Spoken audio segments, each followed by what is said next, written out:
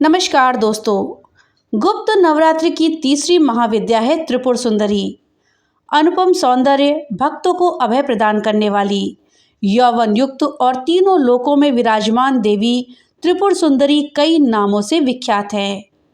इनको ही राजराजेश्वरी, बाला, ललिता, मीनाक्षी, कामाक्षी, शताक्षी, कामेश्वरी कहा जाता है। स्त्री के सौंदर्य शास्त्र की जितनी भी उपमाएं हैं वो सभी देवी त्रिपुर सुंदरी से ही आई हैं। देवी और अन्य देवी देवताओं के पूजन में अनिवार्य रूप से षोडश माताओं की अर्चना होती है। षोडश माताएं कोई और नहीं बल्कि त्रिपुर सुंदरी के ही रूप में ही एकाकार हैं। 16 का अंक इनको प्रिय है। ये 16 कलाओं की साम्राज्ञी हैं। अपनी सुंदरता और मोहकता से इन्होंने देवासुर संग्राम में असुरों को वश में कर लिया था। श्री दुर्गा सप्तशती में शुंभ निशुंभ वध में इनका प्रसंग आता है। देवी अपने अप्रतिम सौंदर्य की छटा बिखेरते हुए पर्वत पर विराजमान है। असुर मोहित हो जाते हैं। वो शुंभ और निशुंभ से कहते हैं कि आपके पास समस्त संपत्ति है, निधियां हैं। अगर ये स्त्री रूपी निधि भी आपको मिल जाए तो आप धन्य हो जाएंगे। बारी बारी से चंड मुंड देवी के पास पहुंचते हैं।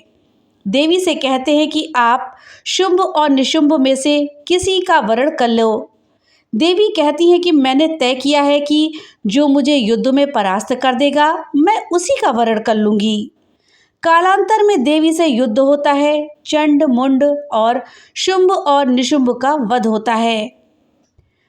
दोस्तों, सौंदर्य को निधि कहा जाता है। सौंदर्य की उपमा श्री लक्ष्मी से होती है। त्रिपुर सुंदरी कमला ही हैं।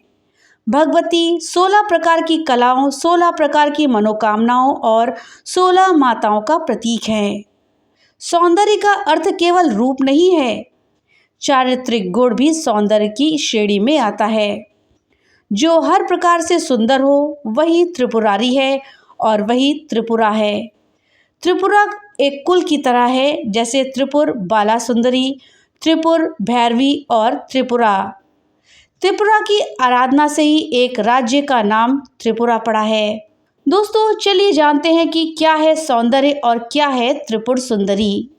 त्रिपुर सुंदरी की आराधना से कमला नाम की विख्यात 10वीं महाविद्या धन की अधिष्ठात्री हुई। उनको श्री कमला की उपाधि मिली। श्री यंत्र, जो यंत्र शिरोमणि है। त्रिपुर सुंदरी की आराधना करने वाले भक्त को लौकिक और परालौकिक शक्तियां प्राप्त होती हैं। तंत्र शास्त्र में मारण, मोहन, वशीकरण, उच्चाटन और स्तंभन का महत्ता है, अर्थात शमन और दमन करने की शक्ति है। देवी शास्त्र में यही शक्तियां कही गई हैं। अब इसका अर्थ समझते हैं तो ये केवल तांत्रिक विद्या नहीं है। मोहक वाणी हो, मधुर हो, दूसरों को वशीभूत करने वाली हो, कटु ना हो और जिसको सुनकर भी सभी प्रभावित हो, ये है पहला सौंदर्य। दूसरा सौंदर्य है कर्म कर्तव्यनिष्ठ हो, कर्म श्रेष्ठ हो, कर्म ऐसे हो जिनसे सभी का उद्धार हो, कर्म मोक्षदायिनी हो और जीवन के उपरांत भटकना ना पड़े। तीसरा सौंदर्य है दैहिक, दैविक और भौतिक पदार्थों से इतर सौंदर्य। इसी में रूप है, जय है, यश है और शत्रुओं का शमन है। दोस्तों, शत्रु कटुता, क्लेश, उपेक्षा और ईर्ष्या से बनते हैं। इनका शमन करना ही सौंदर्य है। देवी भगवती कहती हैं कि जो इन सब के ऊपर उठ जाता है वही अप्रतिम सौंदर्य का स्वामी है। वो शताक्षी है, यानी 100 आंखों से देखती है। वो कामाख्या है, यानी काम को नियंत्रित करती है। राजराजेश्वरी है वो, यानी राजसत्ता को कुशल नीतियां प्रदान करती है। इहलोक और परलोक की हर सत्ता सौंदर्यमय हो, यही देवी संदेश देती हैं। दोस्तों, त्रिपुर सुंदरी का आखिर स्वरूप कैसा है, चलिए जानते हैं। देवी शांत मुद्रा में लेटे हुए सदाशिव के नाभि से निर्गत कमल आसन पर विराजमान है। चतुर्भुजी हैं। भुजाओं में देवी पाश, अंकुश, धनुष और बाण है।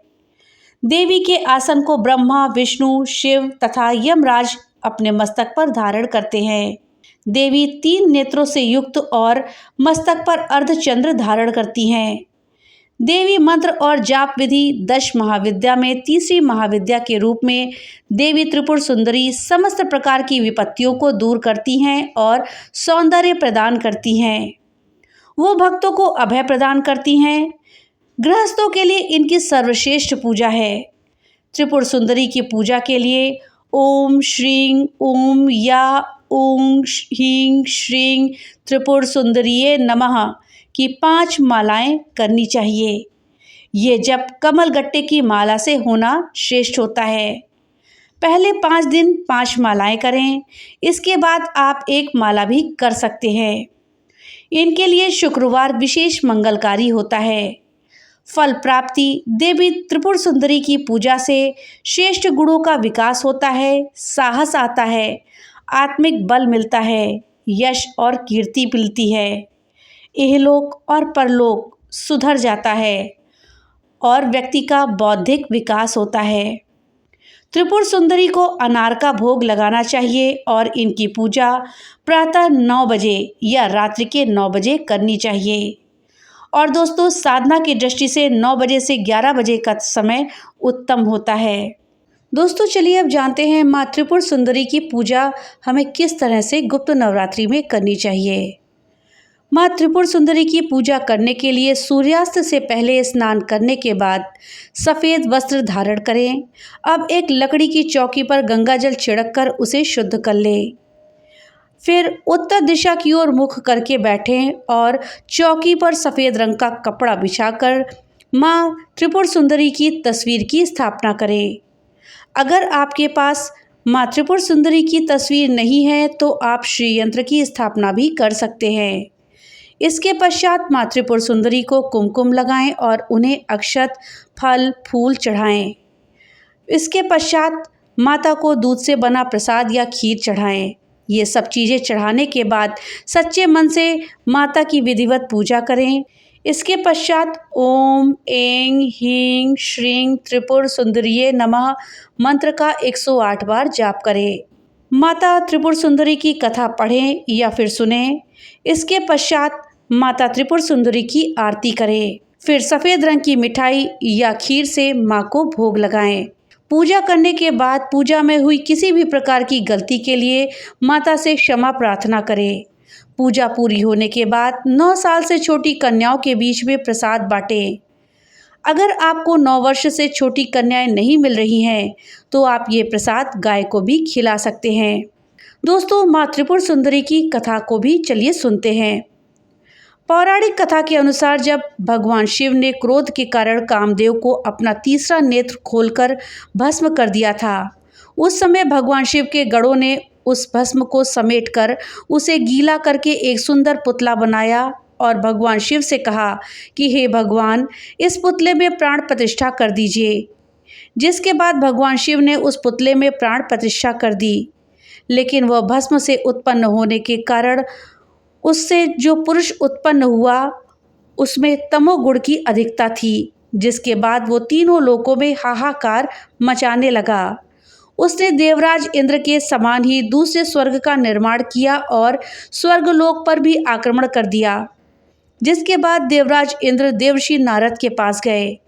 उपाय के रूप में नारद जी ने उन्हें आद्या शक्ति की विधिवत रक्त और मांस से पूजा करने के लिए कहा। देवराज इंद्र ने ऐसा ही किया, जिसके बाद देवी त्रिपुर सुंदरी का जन्म हुआ और उन्होंने असुर को वध कर दिया और देवताओं को वापस स्वर्गलोक दिला दिया।